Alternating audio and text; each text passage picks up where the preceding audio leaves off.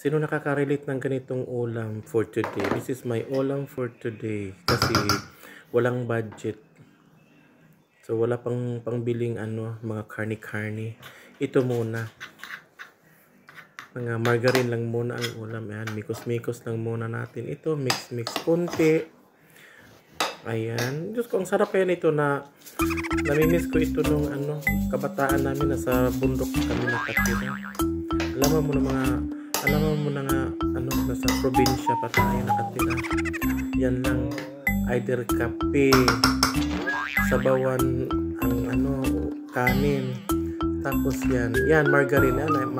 Ko talaga ito, diba? Tikman natin. With matching asin. Diba? And also the pickles. Indian pickles din siya. Yan, kunting lang. Indian pickles kasi napakaanghang. Diyos ko, marisip. Tikman natin, diba? Diba? Di ubos ka agad. Yan, diba? Ang sarap pag diba? O, di. So, pickles.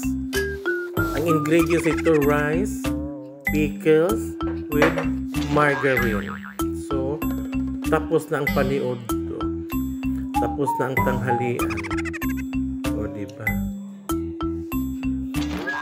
So, diba? Finish! Yan lang kasimple ang ulam namin. Pag OFW ka, gawin mo lahat ang nararapat. Kung handang magtiis ang mga OFW. Huwag lang magutom yung mga nasa Pinas. Di busog na ang di umpisa na naman sa trabaho ulit. Ayan.